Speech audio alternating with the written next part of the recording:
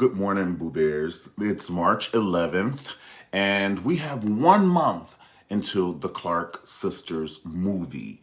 OMG. What's going on, Boo Bears? How are you? Good morning. My name is Mario Ramon, and I just wanted to do this impromptu video before I do my cardio because I was thinking about it. I'm so excited about the Clark Sisters movie. It's just like, I don't know. I'm just really so excited. Like some people get excited about like a new Tyler Perry movie or something like that. And if that tickles your fancy, laugh. But this right here is going to be total all around, like it's history.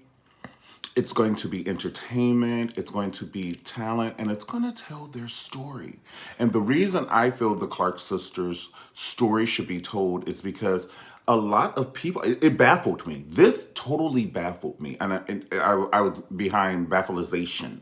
So the first time a lot of people, even though the Clark sisters have a huge fan base, they're around the world, literally around the world. They go perform and sing in front of people and they don't have a clue what they're saying. Well, they may know English through the Clark sisters. This is what I'm saying. This is bigger than us. Okay, so listen.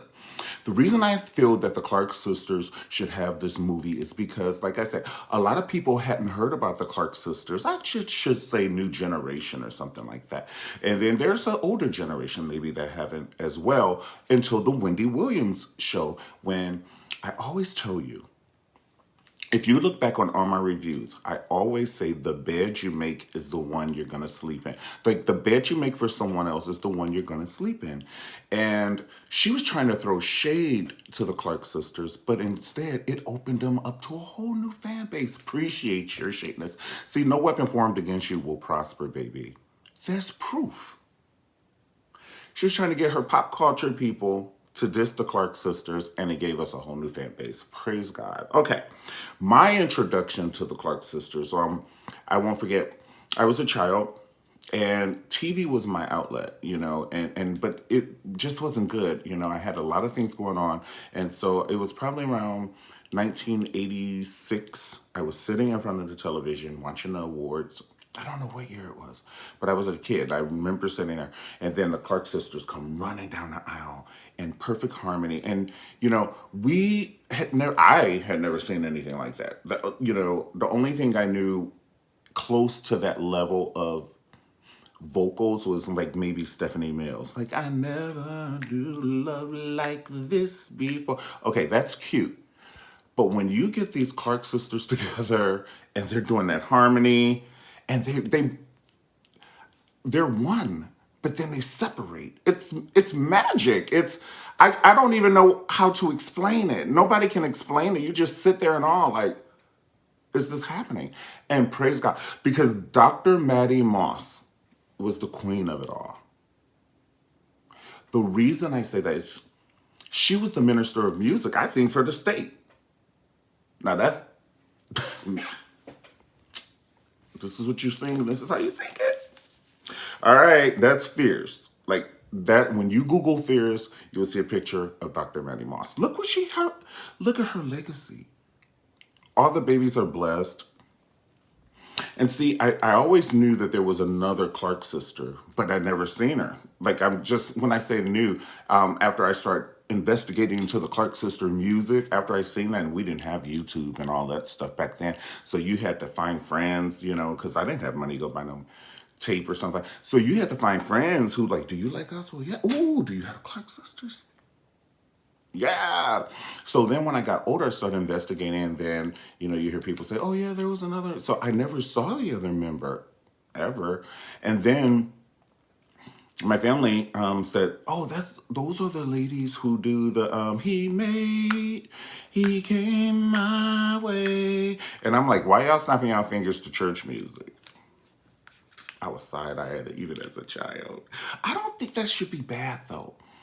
Where in the Bible does it say you can't snap your fingers? The reason I just think that, in the old school church, they just felt it was disrespectful because it was a little too close to pop culture. Like you pop your hands at a juke joint, but you do it because the feeling of the music makes you do it. That's all I want to say. I don't think it's disrespectful to pop your fingers or snap your fingers to gospel music.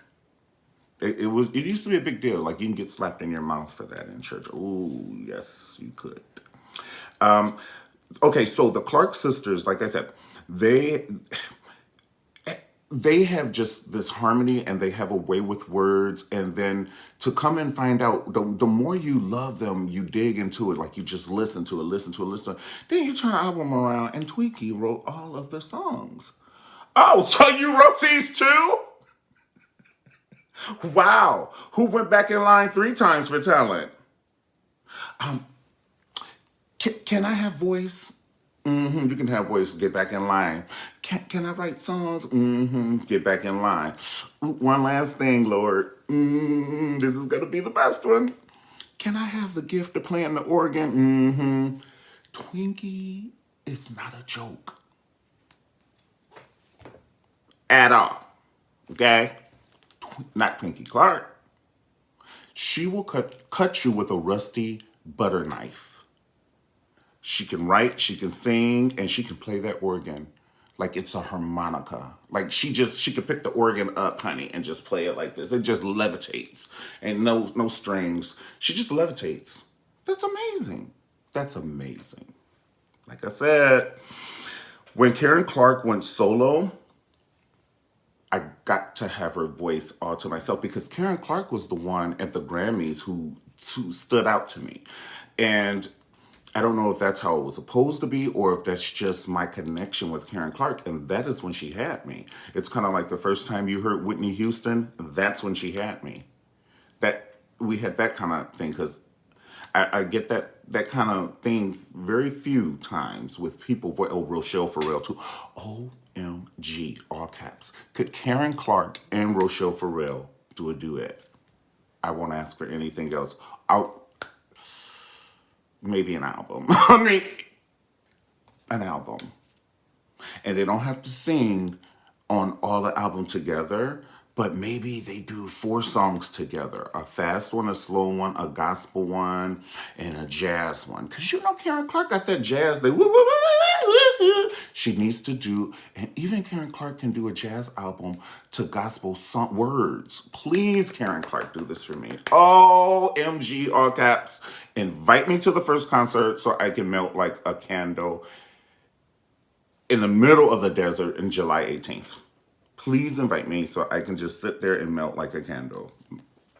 That would make me melt like a candle. I wouldn't be able to take it. And a lot of these artists, they get their style. I'm not trying to say they're trying to emulate them because your voice is your voice, but a lot of these people get their style. Even Mary J. Blige, I'm not trying to be funny, when she does reminisce on the love we had. She, reminisce. All that's Clark sisters. All of it. Hey, Faith Evans. I see you in there. I knew Faith Evans would tell you out of her mouth that the Clark sisters, they did not influence gospel. This is what I'm trying to tell you. It's bigger than us, honey. Oh, you poor little lambs. You don't even know. And I'm so glad that when Karen Clark went solo, back to her, when Karen Clark went solo, it was like you get to have her voice all to yourself. And then not only does she do her solo CD and it's live, OMG, she brings her baby Kiera. Let me show you what I'm teaching my baby. Because, oh, we have another one coming. Oh, there's another one coming. And she's to be reckoned with. Now, that Kiera sings through her esophagus. Let me tell you something. She doesn't even put the mic to her mouth. She just holds it to her esophagus and all the words come out. Sounds just like her mom, duplicate. And I pray that's not an insult to Kiera because, people want their own identity. So for me, I just think that, number one, I'm so glad Karen Clark, because she could have been like, I'm the star, you just sit there and watch mama. A lot of these kids do that. Or parents do that to their kids. And so she could have did that. But she was like, no, let me show you what to do, baby. And you come on over here and do it in front of all these people. Just have to be a couple of thousand people. You learning in front of Pumpkin Lamb, but you got to get this. And that baby had it. And now Kira is for the new generation. Praise God. And J. Crew. And the reason I say J. Crew, who can play instruments better than that? Right. appreciate you for your honesty. I'm just talking about the producing, and if you have to be inspired as a producer when you're working with the Clark sisters, because they already come in with ideas like this is the harmony. Oh, they can harmonize. They can say, let's harmonize to write with an ink pen. Write with an ink pen, and then all their harmonies will go. Who can sing right with an ink pen? That's a shame. I tell you, they went back in line twice. For talent, they did. Well, listen, guys, I have to go and do my cardio. I just felt so inspired to do this video. And once again, Wendy Williams, I pray you are tuning in to the Clark sisters, and they need to go. Oh my God, I was doing some cardio, but they need to go on the Wendy Williams show as well and sing, a couple of their greatest hits, to show the people, even when someone is dissing you, you can handle it with class.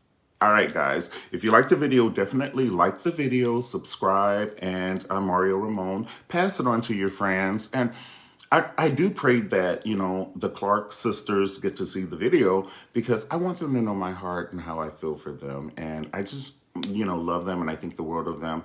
And I'm happy their story is coming out while they are alive and telling their own story and not having someone do this fictitious story.